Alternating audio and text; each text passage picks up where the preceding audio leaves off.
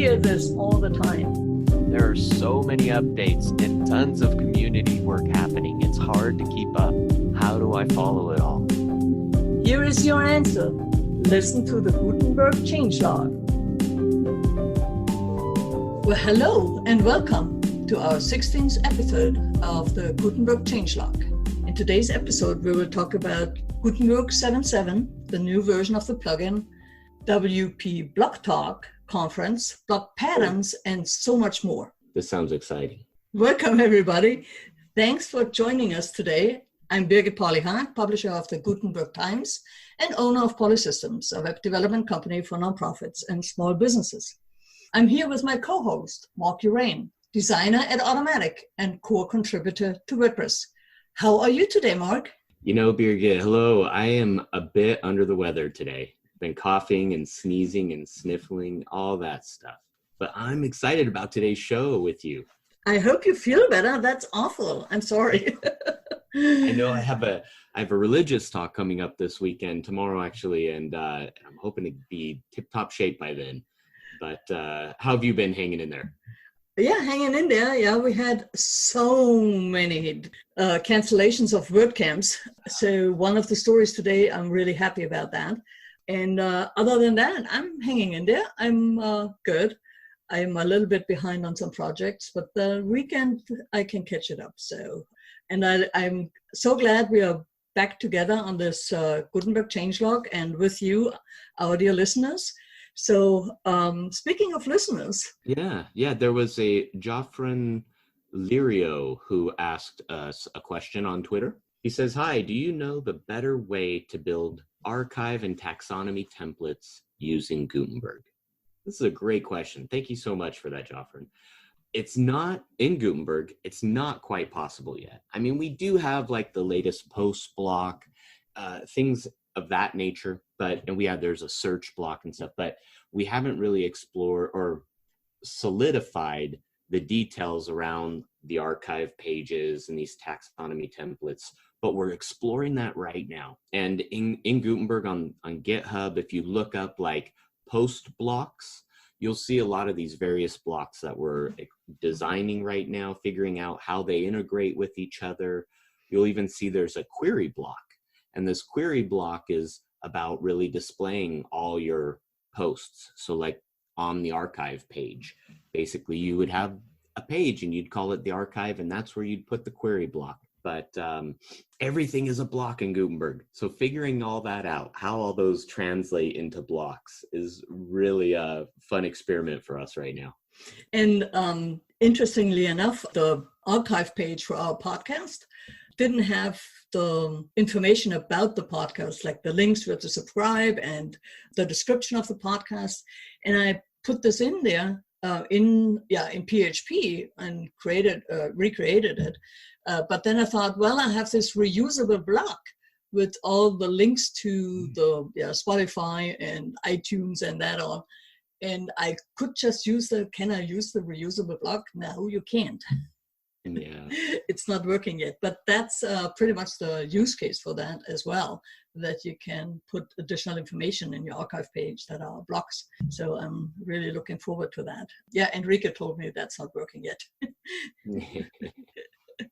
Coming, it's very close. So close. Out there. Yeah, and I mentioned it at the beginning. So after all those WordCamp cancellation that happened this week or the week before, Mark and I are super excited to tell you about the WP Block Talk conference. Woo-hoo. Yay! It's planned for April 2nd. It's all about Gutenberg, a WordPress community event in the works for several weeks, way before the crazy coronavirus hit home. We will have some awesome speakers who have done some exceptional work around the block editor. So there will be case studies, tutorials about block patterns, themes, short code conversions, tooling, and lots of Q&A. The exact schedule will come out in a few days from when you are listening to this episode. It's probably already out. And we know about some great speakers. On the website, you see already headshots of Matthias Ventura, Rich Tabor, Mel Joyce, of course, Matt Mullenweg will start with the big picture overview of where Gutenberg is headed.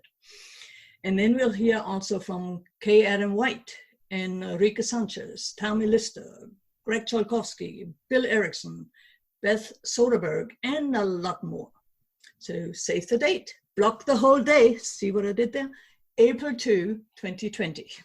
You can subscribe for updates at the conference site, which is wpblocktalk.wordpress.stream, S-T-R-E-A-M. The URL is a bit quirky modern, so again, wpblocktalk.wordpress.stream. Oh, I almost forgot. Who do you think is going to be the MC of the conference? That's right, Mark Urain, my brilliant co-host. Oh, this is going to be such a fun event. It's the first one, everybody, of its kind. So we're going to be streaming these things live, Q&A with people. Please, go to the website, sign up, follow I think there's a Twitter account now as well. It's going to be a fun event with some very amazing people in the community right now. I'm looking so much forward to that. And it will then, all the talks will be also uploaded to WordPress TV, but the live Q&A is actually the one that you learn so much about it.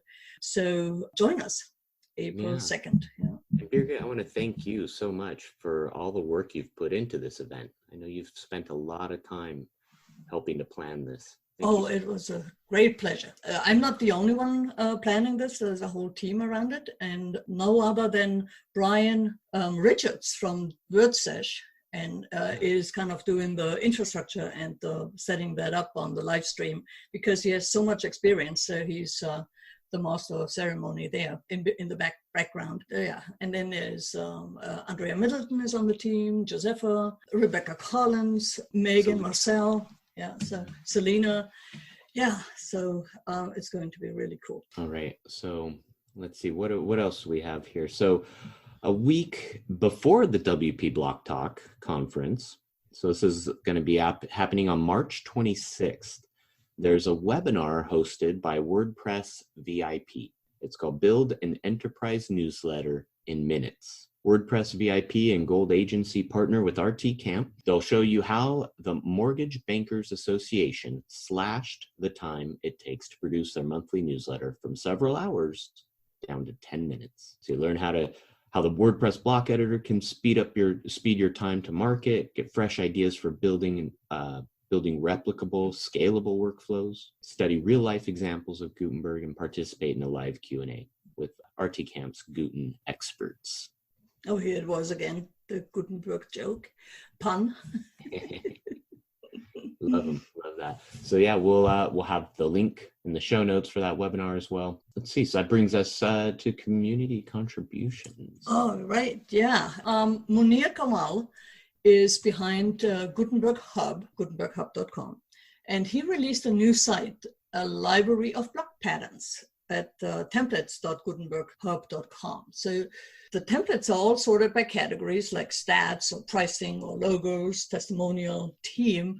And each category has quite a few variations and it's growing. So some categories have 4 or 6 and some have 12. So really, it's really interesting. Once you find a pattern, you can use the button copy code, and it's not really code, it's the HTML code for a block, and you can paste it directly into an empty row of your content. And if you need additional CSA, you can copy that too. But that will be a little bit, so you need a plugin to actually paste it onto your site, and the plugin is called Block CSS Plugin from the WordPress repository built by Theme Isle and Hardeep Asrani. And it gives you a little small box in the block sidebar settings and called custom CSS, like you know from the customizer. And for each particular block, you can then paste those block pattern CSS directly in the sidebar section. It's actually quite easy to do once you get those 3 steps going. So try them out. It's really remarkable what happened there. Have you noticed, Birgit, is the CSS, that plugin, is that used mainly for some of the animation that he's included with those block patterns? No, not necessarily. It's he has a separate CSS for those block patterns, so if you don't want it, you don't have to use them. Okay. but the block pattern CSS, if you want to change some of the things, it helps you, so you can just write the Okay. the CSS code into a sidebar pattern, and instead of kind of going out and going into the customizer and writing it there. Yeah. Yeah, that site is just beautifully filled with patterns that are really fun to look at. I even like how they all really tie in this blue color, the blue of WordPress, and just kind of share a very common theme throughout many of them, which is fun to see. Well done. And that brings us, speaking, about block patterns. We've talked about Share a Block from Jeffrey Carending, his site, shareablock.com, where people can upload patterns and share patterns. There's been some recent additions. Let's see, Mel Choice and Anders Noren. Mel added Get in Touch text overlaying, a fixed background image, kind of like a hero block pattern. Anders uploaded the landing page for the demo site of his Chaplin theme. Go over to shareablock.com. Those are both available right now, and you can grab them and mess around with them on your own site. Yeah, and those are really, it's growing. Yeah, Jeffrey has uploaded quite a few, so check them out. There's quite a few that you could use on your own site, or can grab some ideas for your own custom blocks. Then we also have something from Automatic. There was a recent post about page layouts from Ian Stewart, turning a page with page layouts. And this is on the WordPress.com blog, talking about how WordPress.com is providing templates, page templates or layouts, ready to go for you to incorporate into your site and edit as you please. There's some really beautiful layouts there. And a while ago, they had released a plugin for full page editing that anybody can use on the WordPress.org plugins directory for full site editing, which I believe they're incorporating with these page layouts. Then we have Rich Tabor. He wrote an article about block patterns, about a discussion on the dev team and how they might look in the future. So anybody wanting to learn more about what some people are talking about regarding block patterns, that'd be a great blog post to read on richtabor.com/block-patterns. And in addition to this, there's the new Go themes by GoDaddy. These were also created by Rich Tabor and his team. I believe they use the Automatic plugin for full site editing as well to offer their patterns and page layouts. Does that sound right, Birgit? Yes. That's quite interesting. I saw it in testing. To use that, you also need to use the experimental check for full site editing, and then also the plugin needs to be, Automatic plugin needs to be installed. But those block patterns and page layouts are very nicely coming in then for you when you click on new page. That's the first choices that you have in starting out at a faster speed then. So it's really cool. So what's released is our next section here. So Gutenberg plugin version 7.7 was released on March 11. A day later, March 12, we had a 7.7.1 with urgent bug fixes for the columns block followed. WordPress 5.4 is now in release candidate 2, and none of the new updates of the plugin will be in the next WordPress release. That's of course by design, as there are big updates, an MVP for block patterns. Here's the word again, a repaint of the block UI that we mentioned before under the moniker G2 project. And so the target for this landing in core is 5.5. That's in August 2020. And as Matthias Ventura wrote, this should give us a full release cycle to test, tweak, and gather further feedback. Mark, do you want to walk us through the two big items of this release? Yeah, I'd love to. So the first one, as Birgit mentioned, was block patterns. The MVP is integrated in the plugin now. So you'll see a icon in the upper right-hand corner. It looks like a layout of a few blocks. If you click that, that'll open up a sidebar with some really preliminary patterns right now inside there. We're currently building several other patterns out right now. We're kind of focusing more towards some common patterns that people use on their sites. So we can get these patterns in there and ready to go for people to use. And then we'll make our way more towards maybe some opinionated beautiful patterns. And one thing we're learning with this, Birgit, is there's a lot of people right now creating patterns, and they're really trying to, from a very aspirational aspect right now, or point of view, to really create something that are beautiful, opinionated, and they're just amazing to look at. But you can't really necessarily build that in Gutenberg yet. So some of these patterns are going to inform us, the people who are building this, to kind of what needs to happen in the interface and what we need to build so that these patterns are possible. One of the big ones is like overlay of text on top of an image, where the text only overlays maybe halfway across the image, right?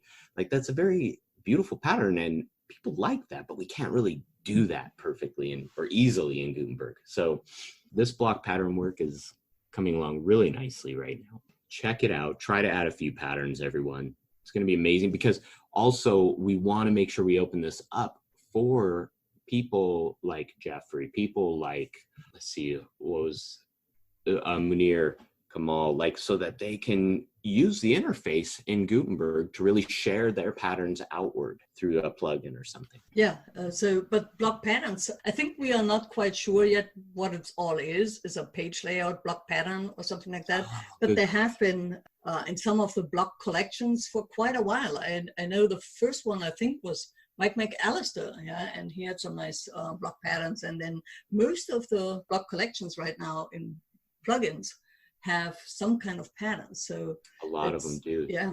Yeah, it's so going through them and figure out, okay, how can we mark them all standardized and then in display, and it's very interesting how that development goes. Yeah, and the patterns ideally are really just a section of your web page that contains a few common layouts of something, to a specific design you're trying to achieve for your page, and it's completely editable, customizable. You just add the pattern, and then you have to kind of make it yours. The other one, Birgit, was this new block UI, which you covered, called G2. If you haven't tried out the plugin, please try it out. I've talked to a few people now who have who've said they were a bit hesitant with this whole thing at first, but they gave it a little bit of time, worked with it, and it's grown on them. I was probably the same there. It's definitely a step away from kind of what you're used to in Gutenberg right now. It's very high contrast, black and white. There's a lot less UI, so you're not going to get all those block borders. All the time we're hearing, like, there are borders still, but only for a specific use case. So, like, otherwise it's just content and you're just typing. And there's a whole new icon library getting merged in. Beautiful icons, really good work. Johan and Pablo and Matthias, they've spent a lot of time working on this stuff, and they've been doing it all out in the open too. So it's all there on GitHub. There's been an issue out there. People could chime in. A lot of feedback has been given, but it's still a work in progress. It's not complete. So you're going to open up the editor in 7.7 and the plugin, and you're going to see a different interface, but then you're going to open up the sidebar and you're going to be like, oh, that's the same still. So there's a little bit that needs to carry over into the sidebar and into the other elements of the page. We're working on that, though. I really like it. Yeah. You do? Oh, yeah, that's so good to hear. Yeah. I was hesitant to ask you because on the air, I was like, oh, maybe I shouldn't put you on the spot. Well, and I can be opinionated, and I'm not shy about it. So. That's good to hear. I'm glad you enjoy it. It is fun. Yeah, it was a lot of work. I know that there months and months people are working on it. We're working on it to make it less busy, less noisy, but also very accessible and these kind of things. Yeah. Yeah. And it wasn't one where you could like do incrementally with like little PRs here and there. It was like, if you're going to do this, just have one PR and just completely change it all.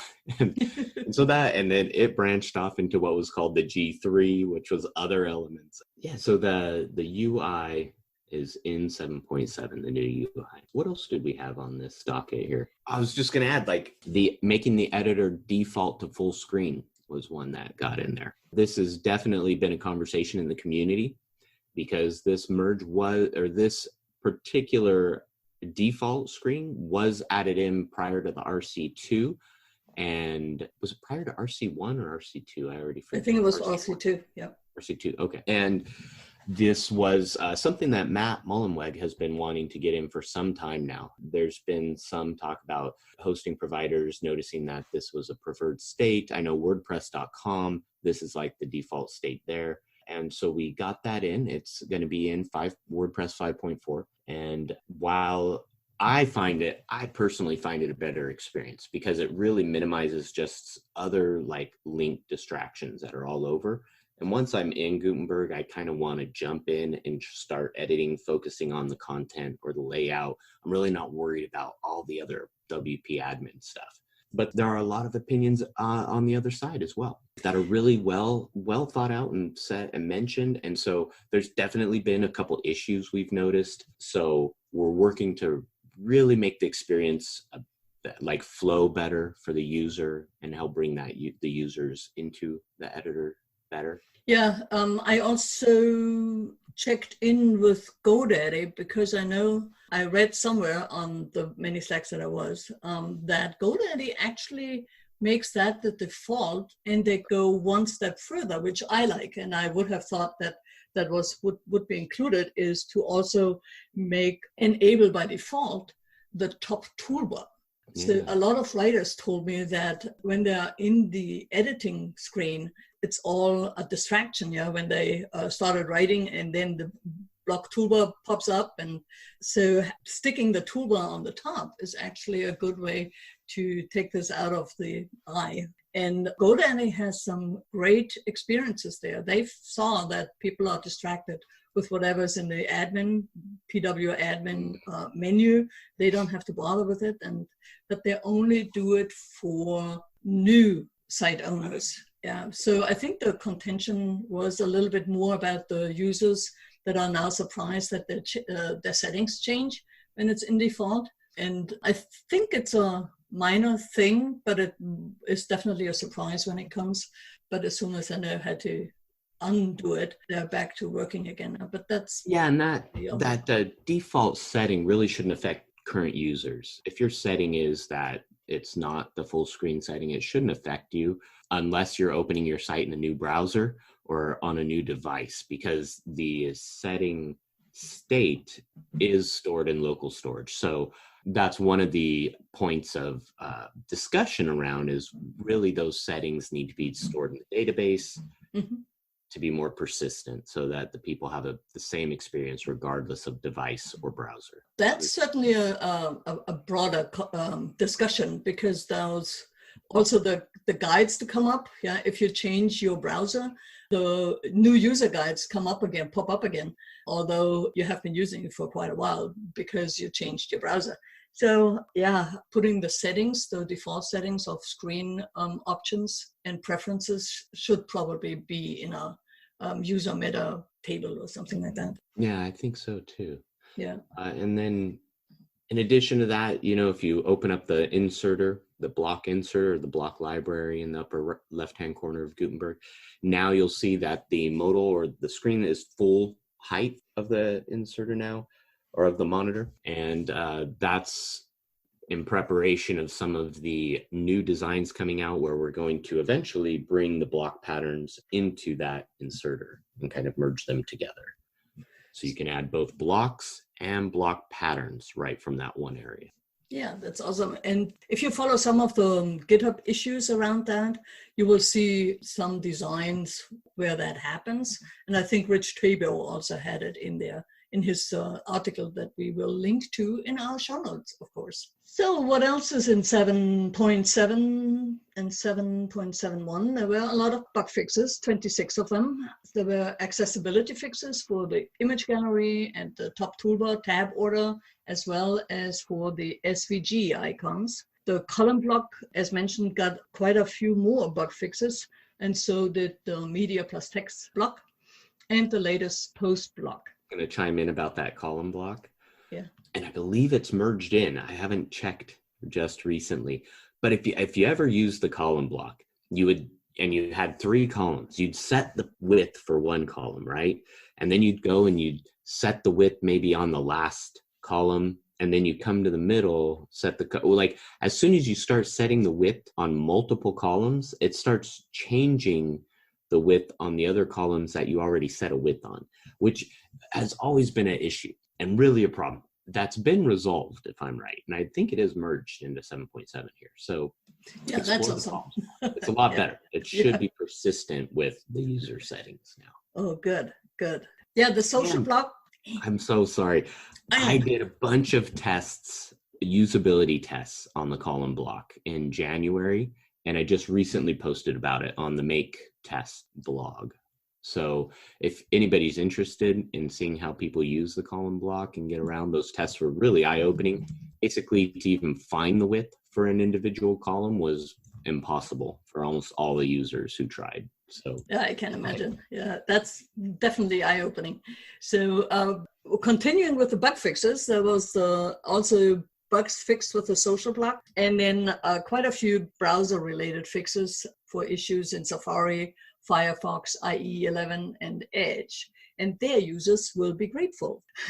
There's also updates on the experiments in the plugin, and it will have a lighter DOM, block DOM, so it's loaded faster, and it has an automatic add block class, some lighter inner blocks. So when you fill in the group block and the column blocks with more and more blocks, it's easier to handle. It also has some updates on the full site editing sections with the template navigation using the link control, and also a modal UI for the save feature. Yeah, in full site editing, a user is going to be able to make edits to a template part, to a template, to the content. And so there needs to be a way to inform the user that when they're ready to publish or when they're ready to save their content, like all these various things that have been changed, and to let them know, like, okay, all these things are going to be changed. Are you sure?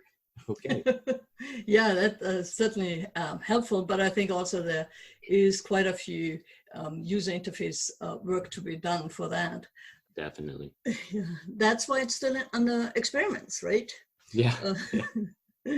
So it also has has some fixes for the block toolbar in the widgets, as well as the site editing screen and the inserter for the widget screen in the experiments.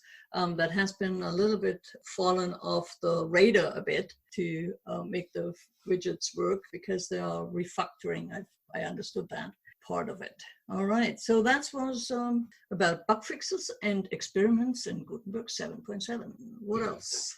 That brings us to a new section called Code Quality. So this included things like refactoring existing blocks for the lighter DOM, a cleanup of CSS variables, refactoring the slot fill components, resizable editor components, improvements, a bunch of just little areas throughout the code that's just being cleaned up. So in the various section, we have some changes to the WordPress EMV, the create block and end-to-end tests, 11 total there. Awesome. So there's also a lot of documentation work done, and one is a tutorial to create a custom block editor instance outside the editor. So you learn how to use the editor package on other places of your site outside the post and editing screens. A use case is to make it available, for instance, for a custom admin page.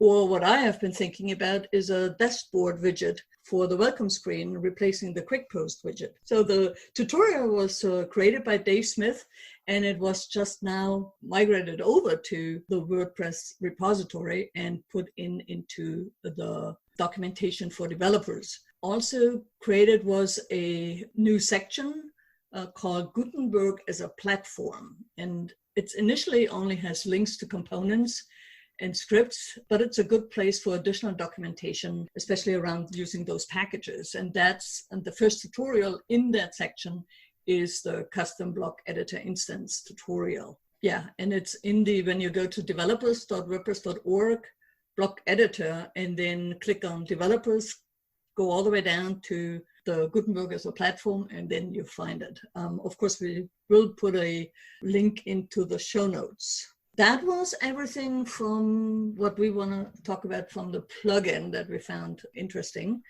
There are quite a few things in active development and discuss. And Mark just published his number 45 Gutenberg 2 updates. And Mark, what did you put in there? What do you talk about? Yeah, so I talked a little bit about Gutenberg 7.7 in that post, but I also wanted to touch on our Figma libraries that we use in the design team. Figma is a design tool and allows for collaborative designing right in the cloud. And with the G2 updates, this new UI, I wanted to give a heads up to other designers out there who are mocking things up in Gutenberg and building stuff that the G2, a lot of the components are up on that Figma library as well. And so I just wanted to help out our fellow designers out there and developers so they can find some resources. So just to clarify, they do not mock you. They're not mocking you. No. Although I don't know, actually. I'm sure I get mocked quite often. No comment. Yeah, I just wanted to share a little bit about that because G2 is such a big change. I just wanted to help bring some resources to people. In that post, however, is also a big, that's part of the Figma file, is a big diagram layout for the various part, identifying the various part of the block editor. This is huge. And it's also small print. So yeah. I'm not sure. You're welcome.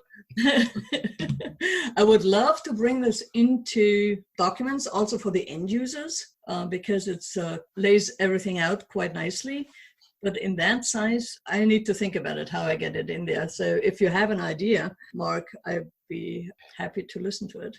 There might be a way we could kind of redesign some of that, like bring the Gutenberg UI, like the screenshot down smaller, and then we could fix it, blow up some of the text, the annotations around it, if that could help. We could just jump in and make some changes. Yeah, we definitely need to look on that. Riyad Benguela created a summary issue for the whole section of full page editing to list all the issues and PRs that are open right now. And he divided them up into subheaders like, this is for framework, this is for editing the site interface, and this is for smaller enhancements. And then it's the site and post blocks that are needed, then the rest of it, and then eventually about the global styles.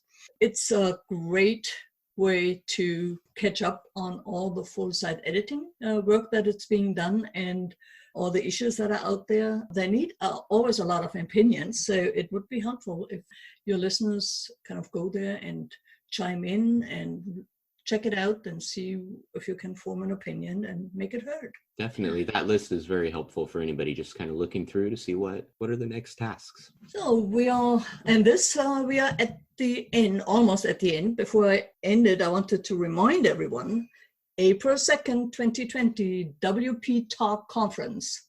Watch the Twitter feed.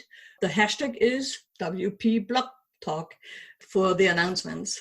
And as always, the show notes will be published on the gutenbergtimes.com/podcast. And if you have questions or suggestions or news, you can send us an email to changelog@gutenbergtimes.com. That's changelog@gutenbergtimes.com. Thank you so much that you were here again with us. It was very interesting, I thought. I hope you feel the same. And this is until the next time. Thank you for listening, everybody. Birgit, thank you so much. Thank you, Mark. Bye. Bye-bye.